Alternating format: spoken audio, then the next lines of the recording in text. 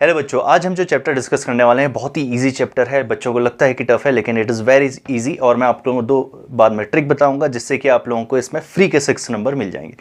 Now this chapter is known as bank reconciliation statement, और हम लोग इसको प्यार से जानते हैं BRS।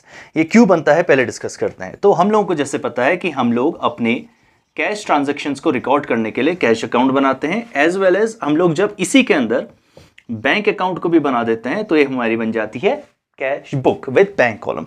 तो आज हम लोग डिस्कस करने वाले हैं कि केवल कैश अकाउंट है या फिर कैश बुक है जिसका हम लोग केवल बैंक कॉलम को ही डिस्कस करेंगे। It means we are going through with only the bank transactions done by the business.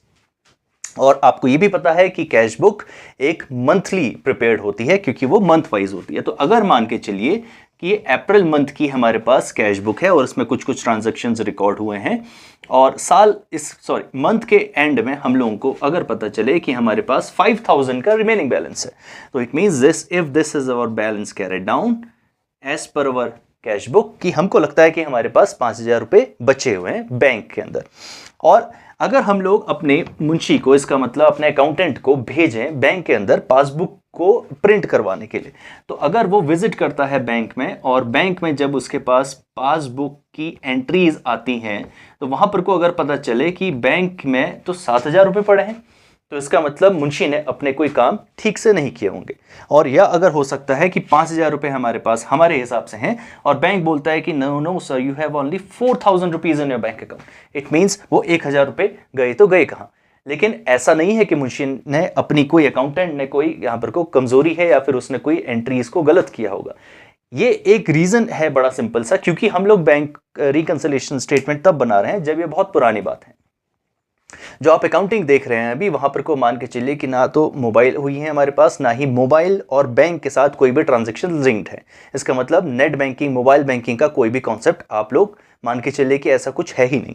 तो जब आप ट्रांजैक्शंस को देखेंगे, बैंक की तरफ कोई ट्रांजैक्शंस हो रहा है और कैश में, और जो हमारे पास से बैंक में जो ट्रांजैक्शंस होते हैं उसमें कहीं ना कहीं डिस्क्रिपेंसी आने की संभावना बहुत होती है। तो अगर मान के चलिए कि अगर आप अंडरस्टैंडिंग में कर लीजिए कि आज से 20 साल पहले अगर कोई बिजनेस है और वो अपनी बैंक के ट्रांजैक्शंस को रिकॉर्ड कर रहा है, तो हो सकता है कि if I am the businessman and if I have drawn the cheque in favour to Irfan ₹10,000, अगर मैंने इरफान नामक व्यक्ति को 10,000 रुपए का एक चेक ड्रॉ कर दिया, ड्रॉ करने का मतलब इश्यू करना, आई हैव इश्यूड,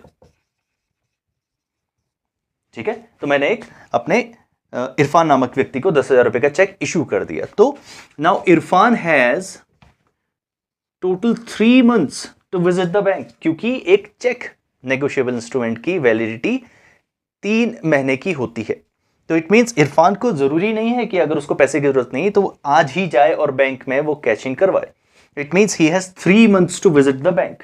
सपोज करो कि ये ट्रांजैक्शन मैंने 28 मई को किया था। 28 मई को अगर मैंने कोई ट्रांजैक्शन किया है और इरफान उस दिन हमारा उस महीने तक बैंक में पहुंचा ही नहीं, it means he has not presented the bank into the bank, वो वहां पर तक गया ही नहीं चेक को लेके। इट मींस उसको पैसे की हरी नहीं था, उसने अपने पॉकेट में ही रखा।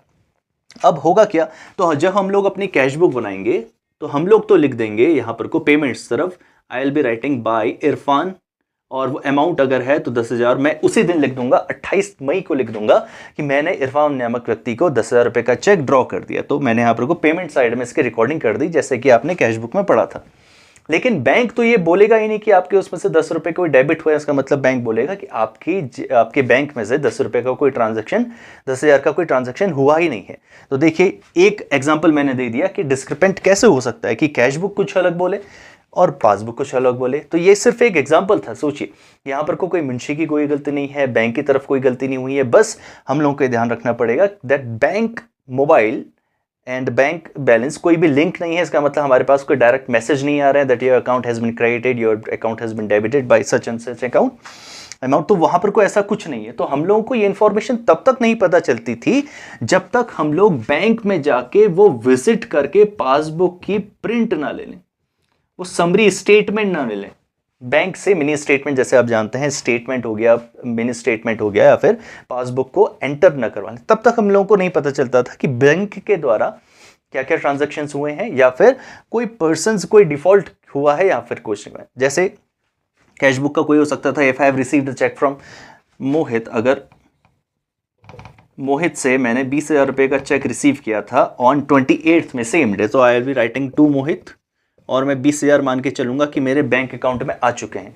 लेकिन 31 मई होते होते 31 मई को बैंक ने वो जो चेक था उसको डिसऑनर कर दिया। लेकिन ये इंफॉर्मेशन मुझे नहीं पता चलेगी क्योंकि it was done by bank site, और मैं ये इंफॉर्मेशन तब तक मुझे नहीं पता चलेगी जब तक मैं बैंक में जाके पासबुक को एंटर न करवाऊं। तो जब मुझे पता चलेगा कि भाई जो 20,000 रुपये का अमाउंट था वो तो डिसऑनर करके रखा है बैंक ने, तो मैं क्या करूंगा, उसको काट दूंगा। और काटने का सबसे अच्छा तरीका होता था हमारे पास, बाई मोहित करके 20,000 रुपये लिख दूंगा। यही हम लोगों को काम देखना है कि कैश बुक और बैंक जो पासबुक होती है और कैश बुक का अकाउंट होता है, तो उसमें जो डिस्क्रिपेंट अमाउंट होते हैं उसको अब कैसे डील किया जाए, और उसका जो अमाउंट में डिफॉल्ट्स हो रहे हैं उसको कैसे पता लगाया जाए। तो इसके लिए बड़ी सिंपल सी चीज़ है, हम लोग एक स्टेटमेंट बनाते हैं जिस स्टेटमेंट का नाम होता है बैंक रिकंसिलिएशन स्टेटमेंट, तो BRS। और BRS में हम लोगों को सिर्फ एक चीज़ करनी पड़ती है कि जो ट्रांजैक्शंस रिकॉर्ड हुए हैं, जो ट्रांजैक्शन रिकॉर्ड नहीं हुए हैं, उसको सिर्फ अपोजिट साइड लिखना होता है। तो बड़ा ही सिंपल सा फॉर्मेट है इसका, this is my plus positive items and this is my negative या फिर माइनस आइटम्स। मतलब जो आइटम्स मुझे लगता है कि उनको प्लस में रखना चाहिए, इनको प्लस में, और जो माइनस है उनको माइनस में रख दूंगा। और ये होगा मेरा पर्टिकुलर्स,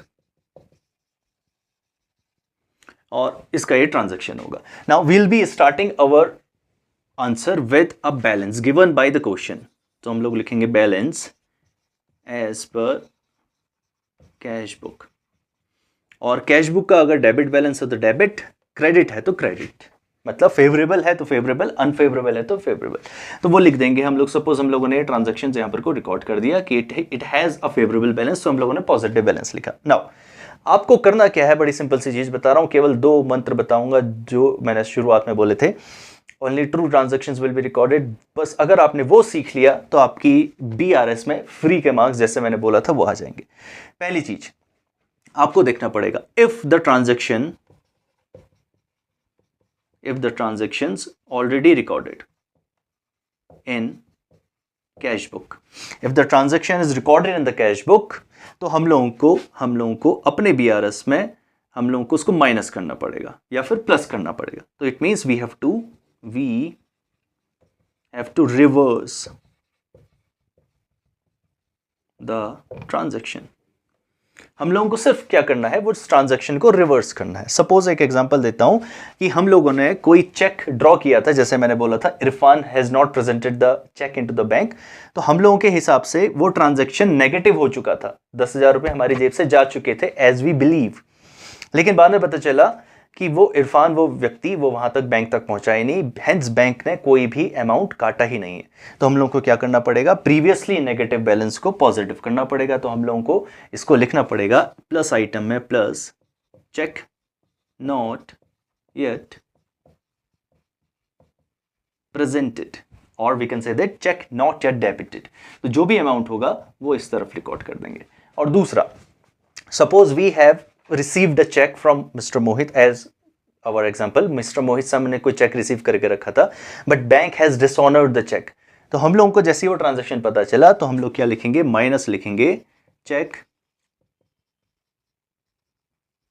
डिसऑनर्ड। तो वो चेक हमको नेगेटिव आइटम में लिख देना है। बस इतनी ही सी ही हम लोगों के पास चीजें हैं। अगर हम लोगों ने कैश बुक में वो चीज रिकॉर्ड करी है तो सिंपली उसको रिवर्स कर देना है। तो पहला मंत्र आप लोगों ने सीख लिया है कि इसको कैसे डील किया जाता है। नाउ द सेकंड मंत्र, इट इज वेरी सिंपल।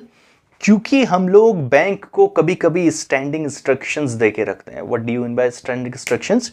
हम लोग बैंक को पहले से ही सूचित करके रखते हैं कि ऑन 5th ऑफ मई और 16th ऑफ मई मेरी LIC की पॉलिसी जानी है, मेरा मोबाइल का रिचार्ज करवाना है, मेरी कोई इंस्टॉलमेंट जानी है। जैसे आजकल के सिनारियो में देखते हैं कि भाई हमारे म्यूचुअल फंड का एक SIP की किस्त जानी है, इंस्टॉलमेंट जानी है, तो those dates which we can not miss. तो हम लोग बैंक को पहले से बोल के लगते हैं कि इनकी इन तारीख को हमारी पेमेंट कर देना। तो ऐसे ही स्टैंडिंग इंस्ट्रक्शंस होते हैं जो बैंक को हम लोगों को पहले बताना पड़ता है और वो उस दिन पैसा हमारे उससे डेबिट करते रहता है।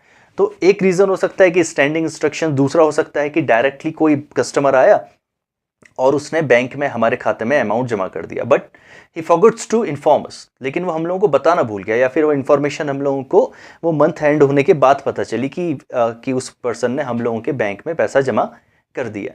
तो जब तक हमको वो इन्फॉर्मेशन नहीं होगी तो हम लोग तो कैश बुक में उसको रिकॉर्ड कर ही नहीं पाएंगे। तो ये हमारी एक लिमिटेशन थी तब, क्योंकि मोबाइल में कोई ट्रांजैक्शन आ नहीं रहा होता है, तब तो मोबाइल थे भी नहीं। तो यहाँ पर को देखना पड़ेगा कि अगर बैंक की तरफ से कोई ट्रांजैक्शन हुआ है और वो हम लोगों ने, ऑब्वियस है कि वो रिकॉर्ड किया ही नहीं होगा, तो बैंक की तरफ से अगर कोई भी ट्रांजैक्शन हुआ है तो उस ट्रांजैक्शन को सिंपली आपको उसको रिकॉर्ड करना है। बस इसमें एक कैच है कि वो ट्रांजैक्शन डेबिट होगा या क्रेडिट, ये आपको खुद पता होना चाहिए। और मुझे लगता है कि और कॉमर्स के स्टूडेंट होते हुए यहाँ पर तक आपको पता चल जाएगा कि कोई चीज़ डेबिट होनी है या फिर क्रेडिट होनी है। लाइक अगर बैंक ने ATM चार्जेस 17 रुपये काटे हैं तो आपको पता है कि आपको उससे माइनस आइटम लिखना है। अगर बैंक ने आपको 120 रुपये का इंटरेस्ट दिया है तो आपको पता है कि उसको डेबिट आइटम में लिखना है। तो इट इज़ वेरी सिंपल कि कौन सी चीज़ प्लस होनी है माइनस होनी है। तो बच्चे हैं आप लोग, पता है आपको, बस आपको उसको रिकॉर्ड कर देना है। It means second Mantra is if transactions done by bank, then simply record it. If the transaction is done by bank, आपको सिर्फ उसको रिकॉर्ड कर देना है, that's it, और कुछ भी दिमाग नहीं लगाना है।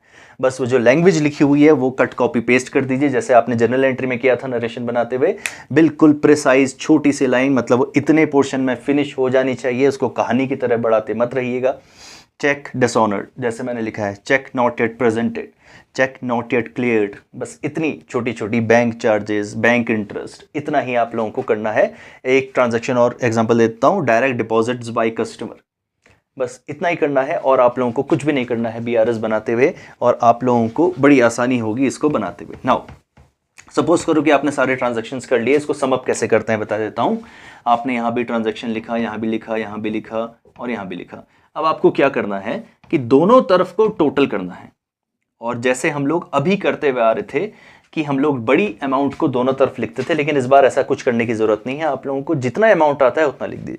सपोज करो कि प्लस आइटम्स को जोड़ते हुए हमारे पास 17,000 रुपये आते हैं और माइनस आइटम्स को जोड़ते हुए हमारे पास 19,000 रुपये आते हैं। आपको दोनों को इंडिविजुअली वैसे ही लिखना है जैसे उसका एक्चुअल अमाउंट है। नाउ जो बड़ा साइड आता है उसमें ही डिफरेंस अमाउंट लिखेंगे, जैसे 19,000 के नीचे हम लोगों को लिखना है 2,000, क्योंकि दोनों का डिफरेंस है 2,000। तो हम लोगों ने ये लिखा, और लास्ट में हम लोग इसको सम अप कर देंगे एक स्टेटमेंट से जो हम लोगों को लिखना है। तो इसको तो पूरा कट कॉपी पेस्ट करना है, जैसे हम लोग लिखेंगे बैलेंस एज पर, तो कैश बुक का बैलेंस एज पर पासबुक हो जाएगा, और जो डेबिट है वो बन जाएगा क्रेडिट। डेबिट का उल्टा credit, balance as per cash book का उल्टा balance as per passbook, then this is answer. This is very simple trick जो आप अप्लाई कर सकते हैं। अगले उस इलस्ट्रेशन में अगर होगा तो मैं आपको बताऊंगा कि अगर बैलेंस एज पर पासबुक दिया है तो उसको कैसे डील किया जाता है। Until then, study.